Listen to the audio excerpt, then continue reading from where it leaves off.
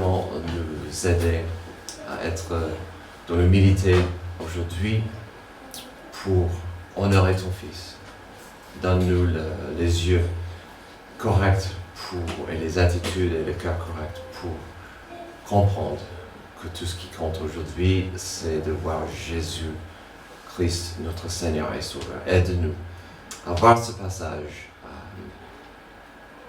comme tu aimerais qu'on le voie et que nous partions ici avec une meilleure compréhension de ton amour immense. Merci encore, c'est dans le nom de Jésus que j'ai prié. Amen. Alors, je pense que vous le savez, on est dans notre série Traces. C'est verset par verset dans l'évangile de Marc. Donc, aujourd'hui, on va commencer le chapitre 14, les 10 premiers versets. Et donc, je prêche la version 521 et il y aura des versets sur l'écran pour vous aider. Donc, voilà. Marc 11. Marc 14. Oui, donc, donc, c'est une erreur. Une grosse erreur. Ok, bon bah, c'est pas grave. Merci, 14, c'est 14, 1 à 10. Ouais, je me suis perdu encore dans les chiffres. Alors, si on vient de terminer le discours profond et puissant de Jésus sur le mont Olivier, chose qu'on a vue tout au long du chapitre 13, voilà, merci pour votre patience. Il faut comprendre maintenant que la vitesse des choses va s'accélérer.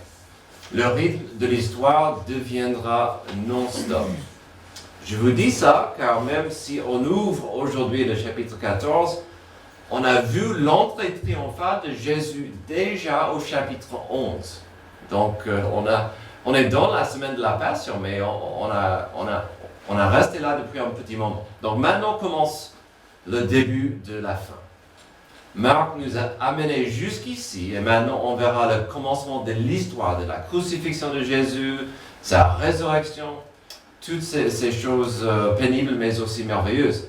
Ça veut dire à un certain niveau, nos chapitres seront remplis des faits, des événements, des actions, des paroles faites. On verra un peu moins de discours et plus d'actions si vous voulez. La transition commence aujourd'hui avec la notion triste et malheureuse d'éradiquer Jésus. Quelque part, ça nous mène bien sûr à sa trahison. Vous aurez du mal à trouver 10 versets plus tristes et moches que ceux de notre passage.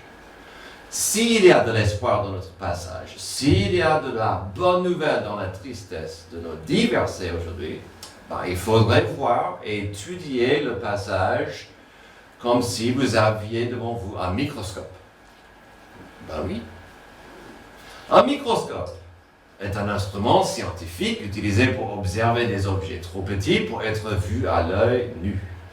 La microscopie est la science de l'étude de petits objets et structures à l'aide d'un tel instrument. Le microscope est un outil important en biologie, médecine et science des matériaux dès que les facteurs de grossissement d'une loupe se révèlent insuffisants. Alors, à ma grande surprise, j'ai découvert qu'il est difficile de vérifier ou préciser qui a inventé le microscope. Souvent, on peut dire un tel a inventé ça, un tel a inventé ça. Pourquoi? Car plusieurs gens ont travaillé aux périodes différentes. Mais il y a un nom qui revient souvent lorsqu'on étudie la microscopie et son introduction au monde. Il s'agit d'un drapier de profession. Le néerlandais Anthony van Leeuwenhoek.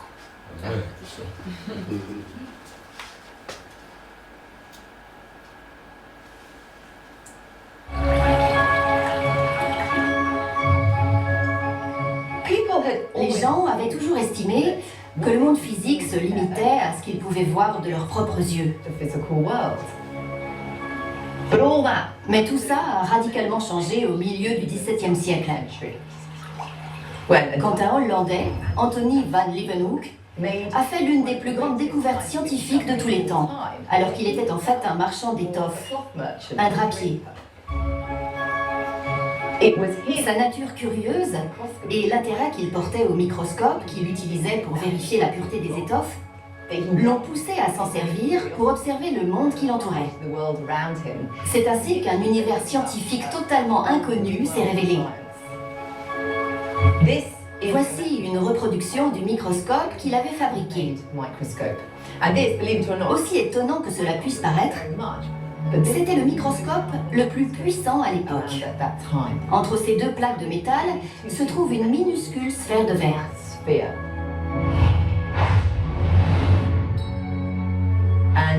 Tout ce qu'on place sur cette petite pointe peut être agrandi un peu plus de 200 fois. Il a déposé une goutte d'eau et en plaçant son instrument devant son œil,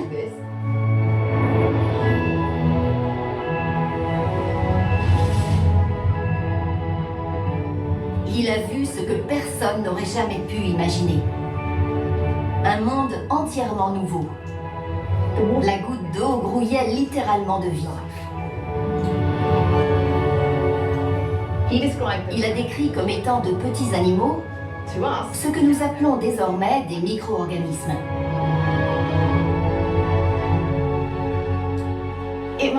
Ça a dû être terriblement exaltant de voir ça pour la toute première fois. Il a observé toutes sortes de choses avec ses microscopes. Il s'est observé lui-même. Il a observé sa peau et son sang. À la base, nous sommes tous faits des mêmes choses. L'idée que nous sommes tous faits de minuscules composants invisibles a créé un choc.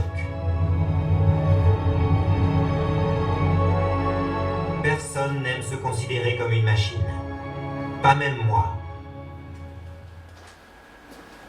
Merci. Donc, une petite introduction sur ce monsieur Anthony van Leeuwenhoek qui a vraiment développé ce monde nécessaire et important du microscope. Tout à l'heure, j'ai dit que ça aiderait si on étudiait ce passage comme si on avait devant nous un microscope. Pas n'importe quel modèle ou type de microscope. En fait, Jésus sera notre microscope. Avec un mélange de courage et de foi, Jésus peut nous montrer la vérité cachée dans l'être humain.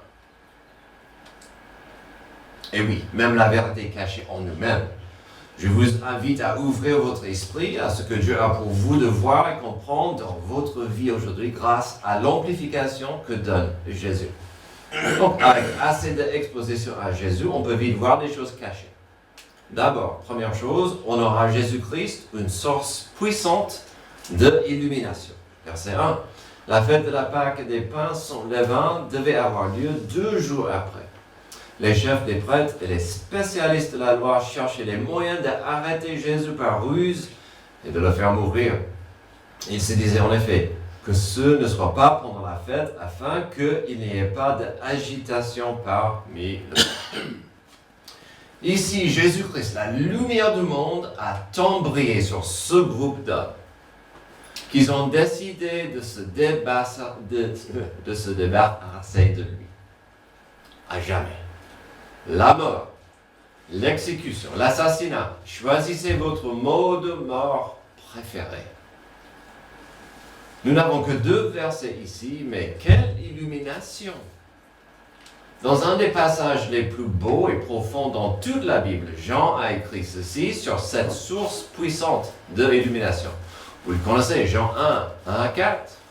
Parce que ce passage va nous aider à comprendre notre passage d'aujourd'hui.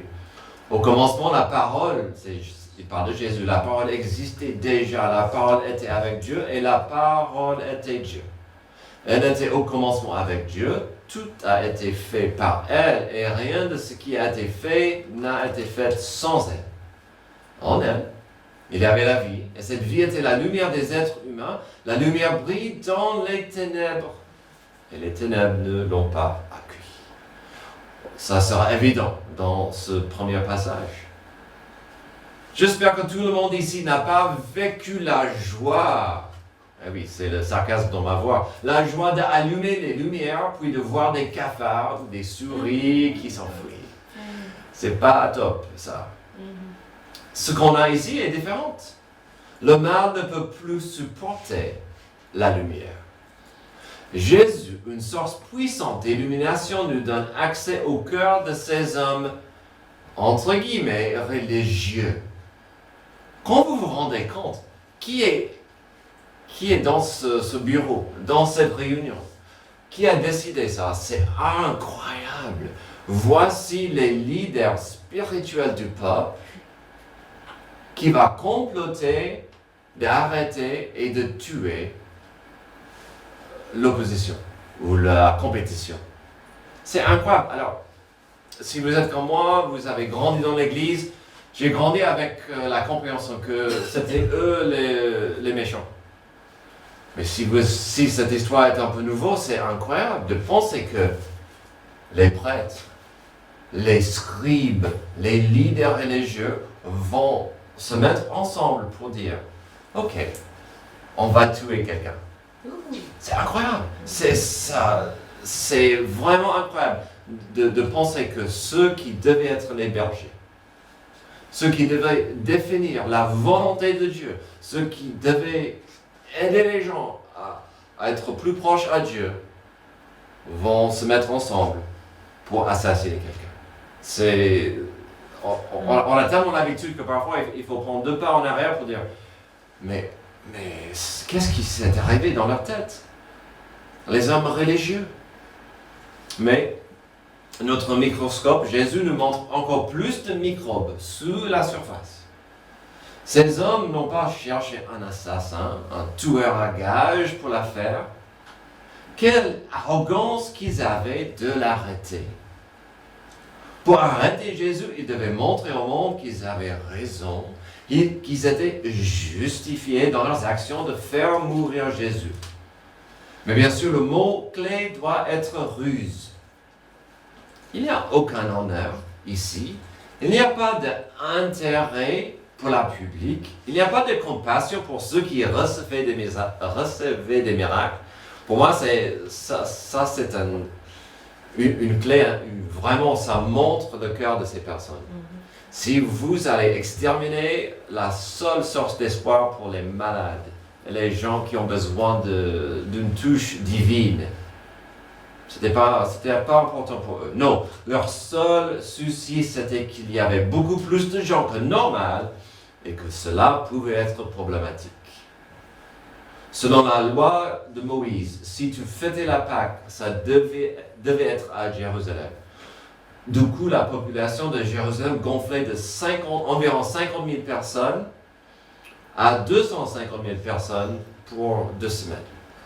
Donc, il y avait du monde dans la rue. Et ça pouvait être problématique. Finalement, qu'avons-nous dans ce groupe? Des hommes infectés par plusieurs choses. Puisqu'on parle des microbes, des choses qui étaient bien cachées dans le cœur. On voit les gens infectés par la peur, le désespoir. Alors, vous êtes vraiment dans le désespoir si vous allez dire mettons nos esprits ensemble afin de tuer quelqu'un. C'est incroyable. Ils étaient infectés par l'amertume, la colère. Des hommes désespérés et prêts à tout et n'importe quoi afin de garder leur idole bien en place. Ils n'aimaient pas Dieu, ils aimaient leur idole. C'était le pouvoir et le prestige. On parle souvent de ces choses, le prestige. On parlera plus tard de pognon, mais ces hommes perdaient de plus en plus le prestige et le pouvoir et ils n'en pouvaient plus. Ça, c'était leur idole et ça devient clair dans ce passage. Pour nous aujourd'hui, ceci explique certaines choses sur l'attitude mondiale envers Jésus. Car des choses comme la religion et la moralité et l'idolâtrie deviennent faibles et tristes dans la lumière de Jésus. Ceci explique certaines choses par rapport à quel point certains feront tout afin de s'accrocher désespérément à leurs attitudes et leurs actions et leurs idoles. Ceci peut nous avertir aussi combien il serait facile de suivre les autres et de faire n'importe quoi pour garder le pouvoir. Il est plus facile de faire n'importe quoi si on est entouré par d'autres esprits qui veulent la même chose que nous. Et ici on voit ça. Et donc, on voit cette notion que Jésus était une source puissante d'illumination qui a vraiment brillé sur des choses moches. Il n'y a que de la mocheté dans ces premiers versets. Encore, je vous invite à ouvrir votre esprit à ce que Dieu a pour vous de voir et comprendre dans votre vie aujourd'hui grâce à l'amplification que donne Jésus. Avec cette exposition, avec Jésus, on peut vite voir certaines choses cachées. Avec Jésus comme microscope, on a vu Jésus comme une source puissante d'illumination. Maintenant, on verra Jésus comme une source paisible, heureusement, paisible pour l'adoration. Verset 3, comme Jésus était à Béthanie, dans la maison de Simon le lépreux, une femme entra pendant qu'il se trouvait à table. Elle tenait un vase qui contenait un parfum de nard, pur, très cher. Elle brisa le vase et versa le parfum sur la tête de Jésus. Quelques-uns exprimèrent leur indignation entre eux. À quoi bon gaspiller ce parfum? On aurait pu le vendre plus de 300 pièces d'argent et les donner aux pauvres. Et ils s'irritaient contre cette femme. Déjà, ça appartenait à elle. Je m'en veux pas aux riches, c'est leur argent. Parfois, oui, est-ce qu'ils gâchent leur richesse, je trouve, mais ça leur appartient. Et ça appartenait à cette femme, cette richesse, ce trésor. Si on s'arrêtait là, sans plus de détails des autres évangiles, on aurait déjà une magnifique image dans cette histoire. On peut facilement imaginer un festin. On peut facilement imaginer des conversations diverses, à la bonne franquette, des rires, de l'amitié entre des morceaux de nourriture. Puis, une femme arrive. Une femme non invitée arrive et ose faire une interruption. Elle s'approche de Jésus comme s'il n'y avait personne d'autre autour et elle a brisé le seau de son vase de parfum. Avec ce parfum, elle a versé sans hésitation un produit très, très cher pour honorer la seule personne au monde qui méritait une telle attention. Oui, ce parfum était rare et difficile à produire et donc à procurer. Les gens bien plus intelligents que moi ont estimé que sa valeur était environ 1 an de salaire pour quelqu'un de moyenne classe. 1 an de salaire. Je ne demanderai pas qui ici serait prêt à donner 35 000 € à l'offrande tout à l'heure. Amen. Mais on est rappelé de l'importance de l'argent. L'argent n'est pas le but de la vie. C'est un outil afin de nous aider à arriver au but. C'est d'être dans une relation de paix et d'amour avec Dieu et avec autrui. Ce n'est que possible grâce à Jésus. Et donc l'argent, la richesse, ça peut aider, mais ce n'est pas le but, ce n'est pas le pourquoi de la vie. Et ça, c'est complètement à l'inverse de la sagesse mondiale. Quel était le but de son don, de Marie, de cette femme? De honorer Jésus malgré tout. Peu importe l'atmosphère autour, peu importe les gens, peu importe les regards, peu importe les commentaires et les jugements, tout ce qui comptait était de donner à Jésus la chose la plus précieuse qu'elle avait pour la gloire de Jésus. Elle cherchait que de glorifier Jésus. J'ai parlé d'autres détails disponibles dans la Bible. Ils sont incroyables. Ils ajoutent tant à cette histoire. Elle était Marie, la sœur de Marthe et Lazare. Ça donne un peu de contexte. Il y a quelques mois avant ce jour, elle était là quand Jésus est arrivé trop tard pour la mort de son frère. Jésus, tu es arrivé trop tard. Notre frère est mort. Si seulement tu es venu plus vite, plus tôt. Et Marthe, la sœur a fait une petite scène. Jésus lui a parlé. Et puis, Marie est venue et ils ont pu assister à un miracle, le plus fort miracle que Jésus a fait. La résurrection de Lazare. Et c'est là où on voit, où Jésus a dit, je suis la résurrection, la vie. Le crois-tu? Donc, on parle de cette femme.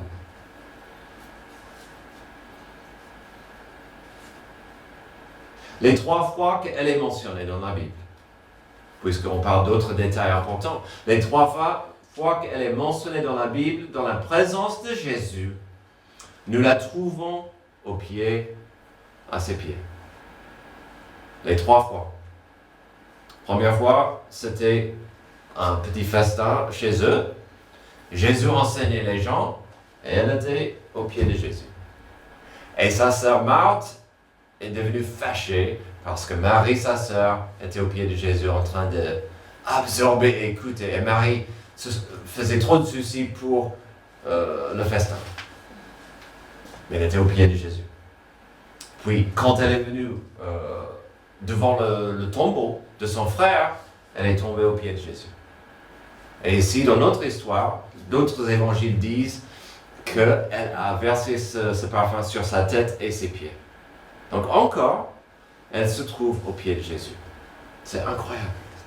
C'est merveilleux. Pas mal de commentaires ont dit, voici une attitude correcte pour un disciple, d'être prêt, être dans l'humilité devant Jésus. Continuons, verset 6. Mais Jésus dit, laissez-la. Pourquoi lui faites-vous de la peine?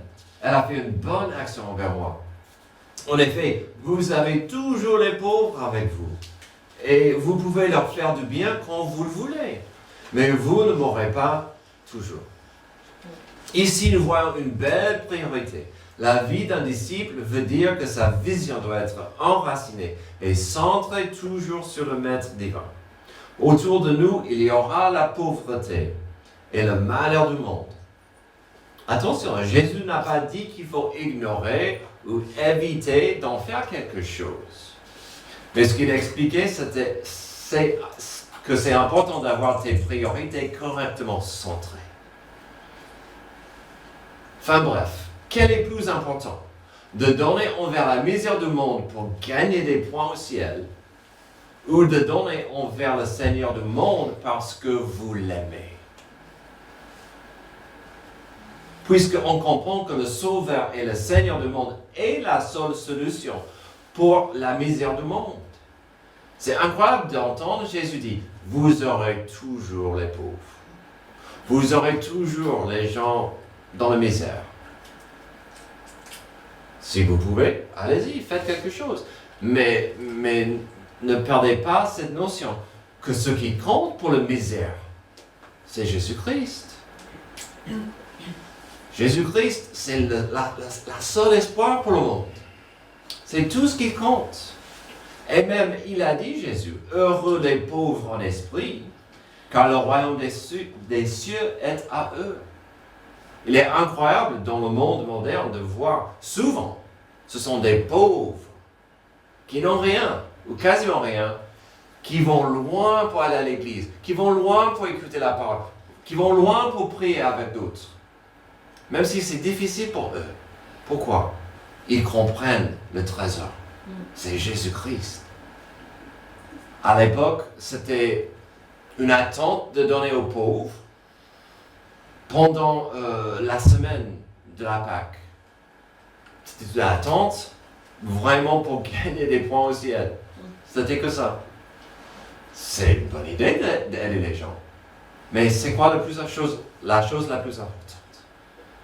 Puis, ça va de soi que Jésus va la défendre, car nous avons vu récemment que Jésus n'était pas impressionné par ceux qui donnaient beaucoup de leur superflu. Mais il a loué la petite femme qui a donné même pas un centime. Mais c'était son dernier centime. Jésus a continué. Verset 8. Elle a fait ce qu'elle a pu. Elle a d'avance parfumé mon corps pour l'ensevelissement. Je vous le dis en vérité, partout où cette bonne nouvelle sera proclamée dans le monde entier, on racontera aussi en souvenir de cette femme ce qu'elle a fait. Ici, c'est incroyable. Marie, comme j'ai dit, de toutes les femmes sur la planète, s'est mise dans une position de honorer Jésus avec un produit précieux. Et Jésus a dit clairement qu'elle le faisait pour sa mort et son ensevelissement. Est-ce qu'elle a compris le timing? Est-ce qu'elle comprenait l'imagerie de son acte? Je ne sais pas, probablement pas. Mais c'est clair qu'elle était poussée de faire cet acte-là à ce moment-là. Et Jésus dit, c'était pour honorer et pour ma mort. Comme j'ai dit, entre toutes les femmes du monde, elle était assez unique. Elle pouvait comprendre au moins l'importance de la puissance de Jésus vis-à-vis de la mort et la résurrection. Elle comprenait que Jésus méritait toute son adoration, même si ça coûtait cher. Le prix n'était pas un problème. Jésus-Christ, une source paisible d'adoration. Que pouvons-nous apprendre ici? Déjà, de ne pas laisser le monde nous distraire de ce qui compte vraiment. Dans la tempête, dans la folie, dans le chaos de ce monde, nous voyons une belle image d'une simple adoration. Elle est centrée sur Jésus-Christ. En elle, nous voyons une humilité, une submission simple et l'action de donner et de servir et d'aimer. Tout y est. Quoi d'autre? Que l'argent n'est qu'un outil encore, comme notre temps, notre service. On dit en anglais que le temps c'est l'argent. Et parfois, on peut vraiment voir ce qui compte à quelqu'un par son temps, comment il gère son temps. Le temps, est-ce que ça appartient à Dieu ou pas? Aussi Jésus, on voit que Jésus a défendu ses actions, qui pour elle était une action de donner la chose la plus précieuse qu'elle avait. Ne ratez pas ceci, la chose la plus précieuse que vous avez, ce n'est pas de l'argent, c'est vous. La chose la plus précieuse que vous avez, ce n'est pas de l'argent. Elle a déjà donné sa vie, son cœur, son avenir à Jésus. Maintenant, c'est normal que ça allait toucher son monde matériel. Mais la chose la plus précieuse que vous avez, c'est votre vie. Avec Jésus comme microscope, on a vu Jésus comme une source puissante d'illumination, une source paisible pour notre adoration. Finalement, on verra Jésus comme une source puissante d'illumination. Verset 10, Judas l'Iscario, l'un des 12, alla vers les chefs des prêtres afin de leur livrer Jésus. Ils se réjouirent en l'entendant et promirent de lui donner de l'argent. Quant à Judas, il se mit à chercher une occasion favorable pour le trahir. Alors, si vous êtes réveillé, si vous êtes attentif, vous êtes en train de penser, mince, le pasteur s'est trompé de point. Le numéro 3 est le même que le numéro 1. Je vous rassure que c'était exprès. La raison pour laquelle je l'ai fait, c'est parce que encore Marc a fait une structure de ce qu'on appelle le chiasme, ou en termes plus simples à comprendre, il a écrit ce passage en forme de sandwich. Ça vous parle? D'accord. Nous avons déjà découvert Marc utilise cette structure 4 autrefois, au chapitre 3, 20 à 35, 5, 21 à 43, chapitre 6, 7 à 31 et 11, 12 à 26 et finalement ici au chapitre 14. C'est un système, un concept partout dans la Bible, surtout l'Ancien Testament. Pourquoi ça s'appelle ça? La première tranche de notre sandwich ici, c'est que le passage commence avec les chefs religieux en train de comploter contre Jésus. La deuxième tranche, c'est ici où nous voyons le déclic en Judas de les aider à le faire. La goutte d'eau qui a débordé le vase pour Judas, c'était cette histoire avec Marie et son gaspillage du parfum précieux. Et cela va mener Judas à la trahison. Revenons brièvement au versets 4 et 5. Quelques-uns exprimèrent leur indignation entre eux. À quoi bon gaspiller ce parfum? On aurait pu le vendre plus de 300 pièces d'argent et les donner aux pauvres. Et il s'irritait contre cette femme. Certes, il y a le mot « il », pluriel. C'était un effort de groupe, mais, bien sûr, le mot « mais ». Quelqu'un devait commencer le mouvement. quelqu'un devait commencer à murmurer et de se plaindre. C'est encore l'évangile de Jean qui nous montre que cette voix était celle de Judas. Ou Jean, il n'a pas retiré ses coups. Jean ajoute deux autres détails importants mais tristes. Jean 12, verset 3, Marie prit un demi-litre d'un parfum de nard pur, très cher, en versant sur les pieds de Jésus. Donc on voit ce détail des pieds. Et lui essuya les pieds avec ses cheveux. La maison fut remplie de l'odeur du parfum. C'est une belle image de la grâce de Dieu. Ce que Dieu peut faire dans une pièce. Un de ses disciples, Judas l'Iscariote, fils de Simon, celui qui allait le trahir, spoiler, dit « Pourquoi n'a-t-on pas vendu ce parfum? 300 pièces d'argent pour les donner aux pauvres !» L'indignation. C'est ça. Il est offensé, lui, parce qu'il a le cœur tendre et ouvert pour les pauvres. Non. Verset 6, il disait cela non parce qu'il se souciait des pauvres, mais parce que c'était un voleur. Et comme il tenait la bourse, il prenait ce qu'on y mettait. Ok, d'accord, on a compris. Je tiens la bourse. J'ai la carte.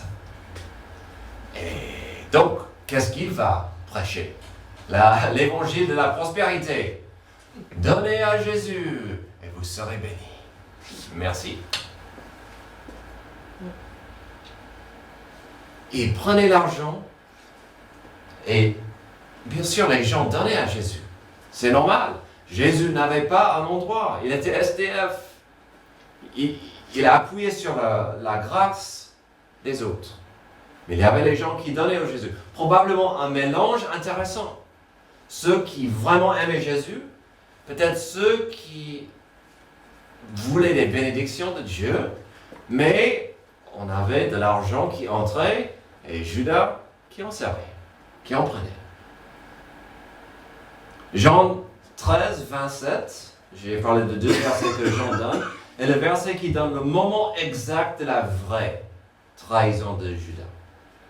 On ne va pas lire le passage, mais Jean ajoute un détail fascinant et triste. Jésus a dit devant les 12, vous connaissez l'histoire, à la chambre haute, qu'il y avait un traître parmi eux et qu'il allait même montrer de qui il parlait. Il y a un traître, il y a quelqu'un ici qui va me trahir. Mais c'est pas possible, non, c'est pas possible.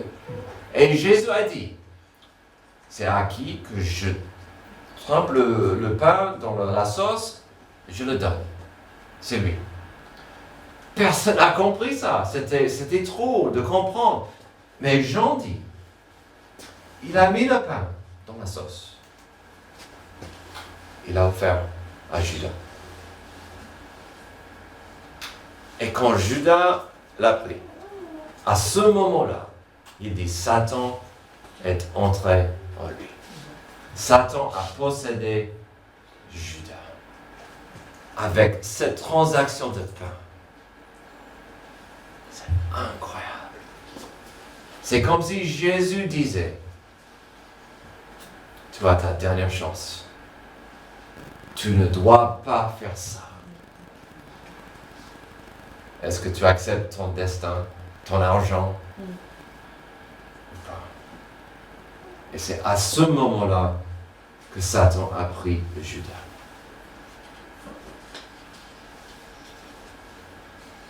Jésus, la puissante source d'illumination, a brillé si forte qu'il a éventuellement fendu l'apparence pieuse et religieuse de Judas. Comme les 11, Judas a passé 3 ans avec Jésus. Il a écouté les mêmes messages et vu les mêmes miracles. Et tout ce temps, il cachait la vérité de qui il était. Quelqu'un qui aimait le pognon et le pouvoir plus que tout. La théorie, c'est que il voulait être le trésorier du nouveau royaume de Jésus. Et quand il a compris que Jésus ne voulait pas prendre le trône de David, il est devenu dégoûté. Judas n'a jamais appelé Jésus Seigneur. C'était Rabbi, mais jamais Maître ou Seigneur. Il n'était jamais soumis à Jésus. Alors, que pouvons-nous, que devons-nous faire avec ce passage? Ne ratez pas l'importance que la lumière du monde a le pouvoir d'être une source magnifique d'adoration. Et oui, l'acte de Marie est tellement puissant et beau que c'était à couper le souffle. Tandis que la lumière de Jésus a aussi la puissance d'illuminer des côtés cachés ou obscurs dans le cœur des hommes. Dans un monde brisé et maudit, comprenons qu'avec assez d'exposition à Jésus-Christ, la lumière du monde, cela peut montrer tout simplement des choses en chaque personne qui doivent lui être soumises. Ce passage m'a rendu un peu mal à l'aise, parce que je dois aussi dire, qu'est-ce que je dois donner qu'est-ce que je veux garder à côté? Quelle chose est-ce que je veux cacher dans le cœur?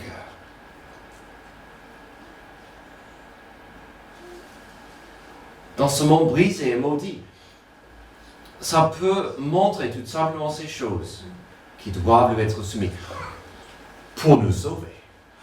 Pour nous sauver de nous-mêmes et de nous sauver de la malédiction de notre monde. Ce n'est pas un mystère que dans l'histoire de notre planète, grâce au microscope, l'humanité a pu comprendre l'existence des microbes et comment mieux combattre l'infection. Grâce à Jésus-Christ, sa puissance nous montre qui nous sommes réellement. Nous sommes des gens mourants qui ont besoin de sa grâce qui reste toujours disponible. J'ai rappelé ma classe ce matin qu'on est tous nés morts.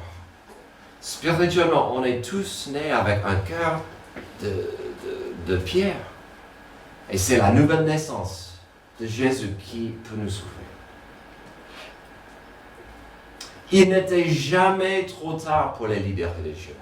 Il ne faut pas rater ça. Il n'était jamais trop tard pour Judas.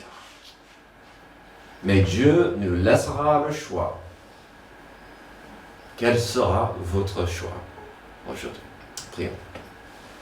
Merci Dieu pour ce passage qui illumine des belles choses, des choses moches, mais surtout l'importance d'être soumis à tes pieds, à ta volonté, et de donner et consacrer nos cœurs à toi. Aide-nous à comprendre le trésor qui est là dans ce passage. C'est dans le nom de Jésus que j'ai prié. Amen. Levez-vous pour chanter.